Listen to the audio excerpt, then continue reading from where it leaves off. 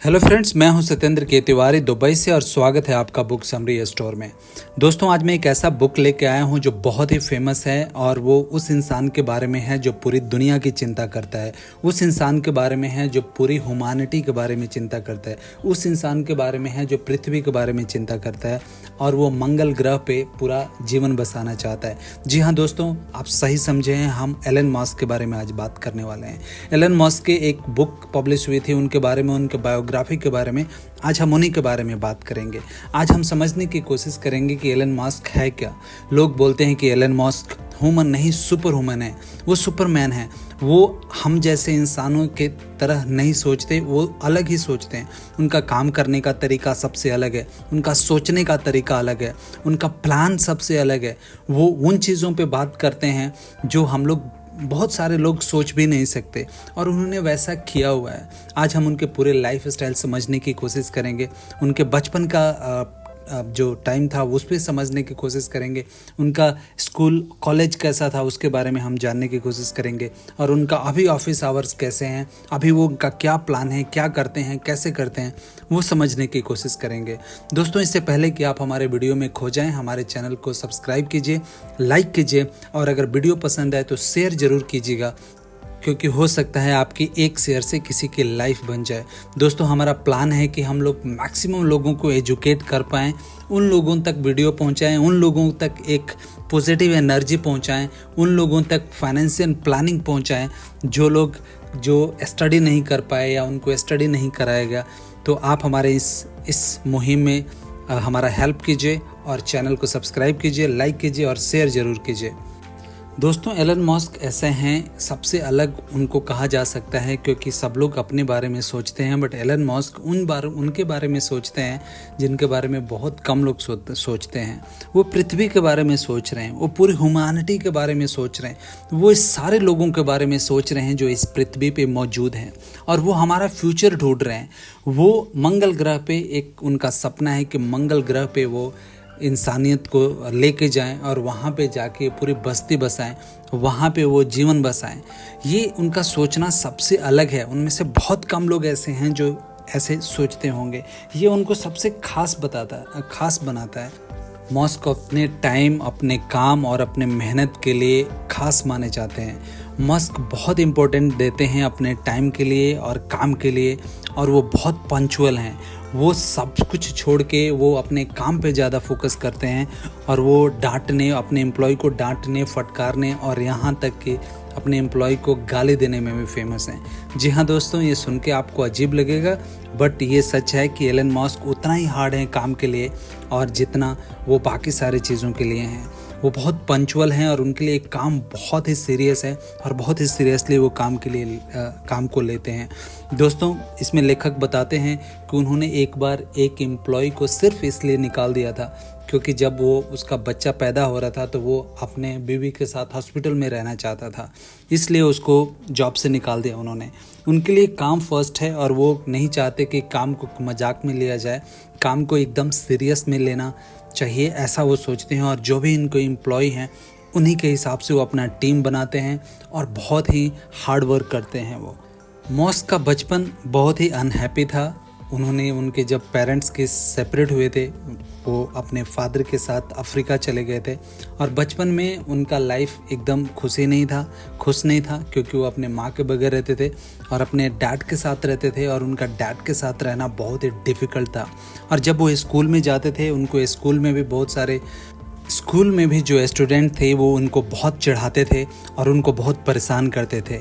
एक बार तो बहुत सारे बच्चों ने मिलके और एलन मस्क की बहुत पिटाई की थी, जिससे वो नेक्स्ट एक वीक तक स्कूल नहीं गए। ये भी लेखक इस बुक में लिखते हैं और बहुत ही डिस्क्राइब तरीके से लिखते हैं कि उनका बचपन कैसा था। जैसे तैसे उन्होंने अपना स्कूलिंग किया, और वो जैसे भी स्कूलिंग करते थे उस समय वो बुक पढ़ा करते थे, और उनमें एक ख़ास बुक है जिसका नाम है गाइड गैलेक्सी।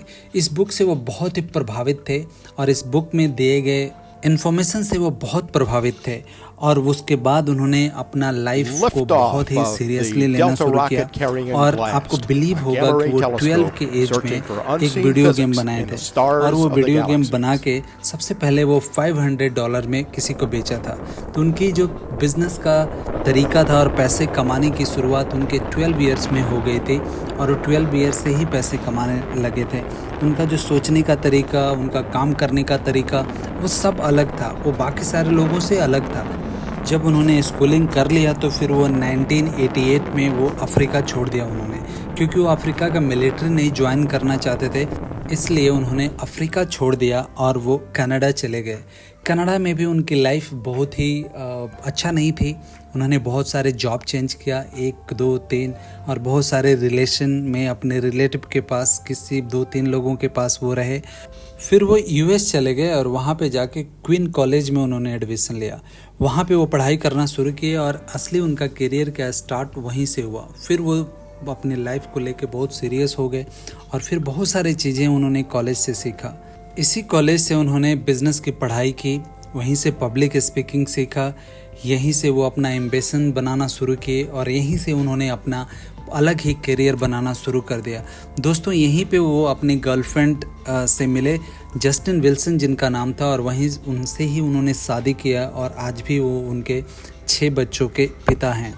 जस्टिन विलियम्स उनके फर्स्ट बेबी थी और उनके साथ उसी कॉलेज में मिले और फिर बाद में उन्होंने शादी की और शादी करके घर बसाया।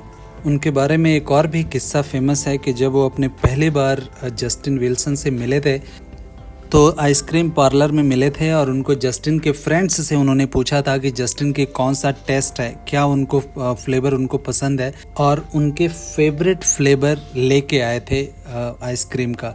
इससे पता चलता है कि एलन मस्क कितने सीरियस रहते हैं अपने काम को लेके और कितना होमवर्क करते हैं कोई भी अपना काम को लेके। 2 साल तक वो क्वीन यूनिवर्सिटी में थे और उसके बाद उन्होंने कॉलेज चेंज कर दिया और बहुत सारे कॉलेजेस चेंज किए और वो स्टडी किए।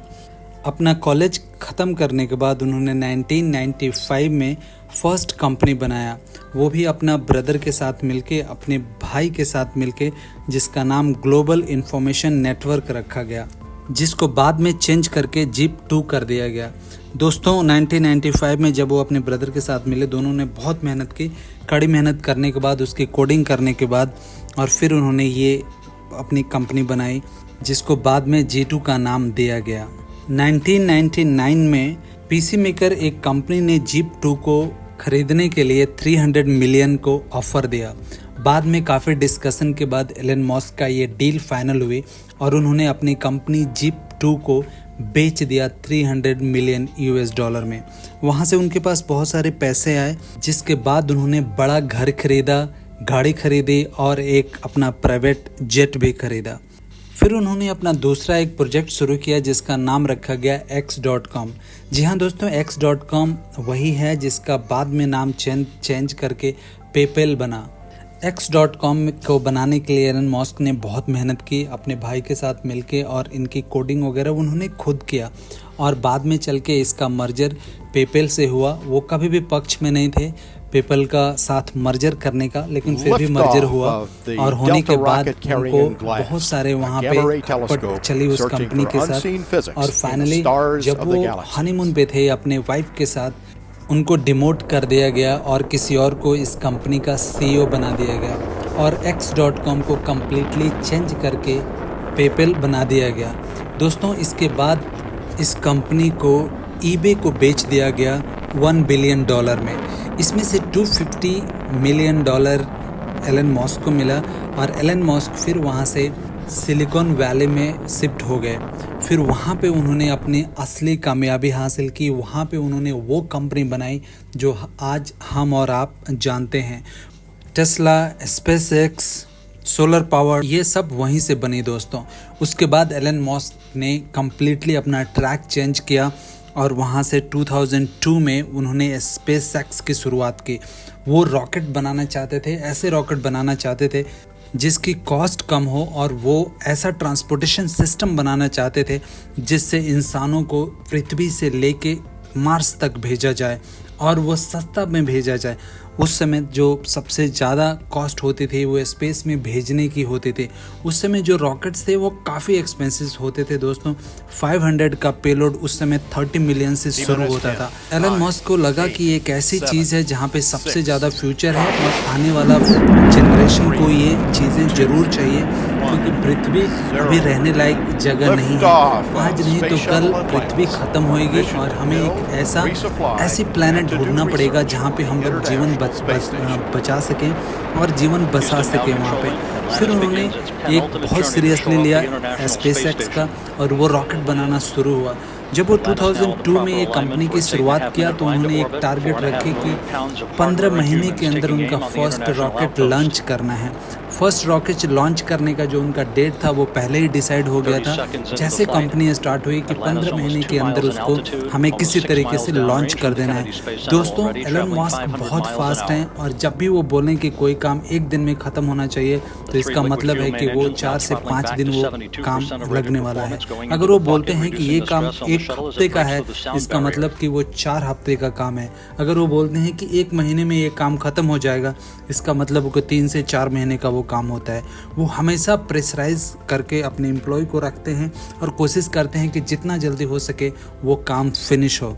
काफ़ी सारे रिसर्चेस, काफ़ी सारे टेस्टेड के बाद फाइनली 4 साल बाद फर्स्ट रॉकेट लॉन्च किया गया स्पेस एक्स का, और वहाँ से शुरुआत हुई स्पेस की जाने का और स्पेस ट्रांसपोर्टेशन का। दोस्तों, आज भी उस पर बहुत सारा काम चल रहा है। आज भी अपना टाइम जो एलन मस्क देते हैं वो इस कंपनी में ज़्यादा देते हैं। इसके अलावा टेस्ला का नाम आपने सुना होगा। इलेक्ट्रॉनिक कार में वो ऐसे क्रांति लेके आए जो कभी कोई सोच भी नहीं सकता था। टेस्ला के आने से पहले जो इलेक्ट्रॉनिक कार थी वो कोई भी ऐसा नहीं सोच सकता था कि इतना कंफर्टेबल होगी और इतने ज़्यादा पावर वाली होगी। उन्होंने अपना पूरा एफर्ट्स लगाया, बहुत सारे रिसर्च किए इस पे कि इलेक्ट्रिकल कार को ऐसा बनाया जाए कि जो बाकी सारे ब्रांड के साथ compete कर सके, वही कंफर्ट लेवल दे सके और वही स्पीड और वही पावर दे सके। फाइनली काफ़ी जद्दोजहद के बाद और काफ़ी चेंजेस के बाद, काफ़ी इंजीनियरिंग के बाद एक ऐसे उन्होंने प्रोडक्ट बनाया, एक ऐसा ब्रांड बनाया जो आज भी फेमस है। आप भी आज जानते हैं कि टेस्ला एक ऐसा इलेक्ट्रिक कार है जो बहुत ही बेस्ट है। उसके कंफर्ट लेवल, उसके डिज़ाइन, उसके पावर में कोई भी कंपैरिजन नहीं है। आज के डेट में टेस्ला को compete करने वाली दूसरा कोई ब्रांड नहीं है जो इलेक्ट्रिक कार बनाती है। दोस्तों, इसके अलावा एलन मस्क सोलर सिस्टम बनाते हैं, बैटरीज बनाते हैं। एथेरियम का उन्होंने बहुत बड़ी फैक्ट्री खोली जहाँ पे वो ऐसी बैटरीज बना सकें कि जो उनकी कार के लिए सपोर्ट करें। दोस्तों, एलन मस्क के बारे में आप जितना जानें उतना ही कम है। वो बहुत ही ज़्यादा इफ़ेक्टिव हैं, बहुत ही ज़्यादा काम पे फोकस करते हैं और बहुत ज़्यादा टाइम के पंचुअल हैं। वो अपने पूरे हफ्ते के 6 दिन अलग अलग जगह पे डिसाइड किए होते हैं। 2 दिन वो किसी और कंपनी में होते हैं, 2 दिन वो अगर टेस्ला को देते हैं तो 2 दिन स्पेस एक्स को देते हैं, 2 दिन वो दूसरे उनकी सोलर की कंपनी है वहाँ पे देते हैं। वो काफ़ी टाइम अपना मैनेज करते हैं। हर वक्त वो पॉजिटिव रहते हैं, हर वक्त वो हमसे आगे सोचते हैं। इनफैक्ट ह्यूमैनिटी की जहाँ पे सोच ख़त्म होती है वहाँ से वो शुरू करते हैं। अब सोचिए, जो इंसान ये सोच सकता है कि मेरे को मंगल पे जीवन बसाना है, मेरे को मंगल पे इंसान को भेजना है और उस रॉकेट से भेजना है जो रॉकेट जाके और आदमी को छोड़ के और वापस आ जाए और फिर वही रॉकेट यूज़ किया जाए, ये बहुत बड़ी बात है। और वो भी इकोनॉमिकल, वो भी कम खर्चे में, जो अभी दूसरे रॉकेट के जो खर्चे हैं उससे बहुत ही कम खर्चे में। इसके अलावा भी दूसरे प्रोजेक्ट पे वो काम करते हैं, जो भी काम कर रहे हैं। उनकी कंपनी काम कर रही है, आपने सुना होगा हाइपरलूप के बारे में। हाइपरलूप एक ऐसा कैप्सूल ट्रांसपोर्ट है जो 800 माइल पर आवर के हिसाब से चलेगी। दोस्तों, इसका टेस्ट बहुत सारे कंट्रीज़ में हो रहा है, बहुत जगह इस प्रोजेक्ट पे काम भी हो रहा है और फ्यूचर में आप देखेंगे कुछ सालों बाद ये हकीकत होएगा कि 800 के स्पीड से चलने वाले हाइपरलूप भी हम लोगों के सामने होगा। पलक झपकते ही हम एक डेस्टिनेशन से दूसरी डेस्टिनेशन पहुंच जाएंगे। दोस्तों, आशा करता हूं कि ये वीडियो आपको पसंद आई होगी और आप बहुत कुछ सीखे होंगे एलन मस्क के बायोग्राफी से। दोस्तों, अगर वीडियो पसंद आए तो आप लाइक कीजिए, शेयर कीजिए और हमारे चैनल को सब्सक्राइब जरूर कीजिएगा और बेल आइकन दबाना नहीं भूलिएगा। Thank you.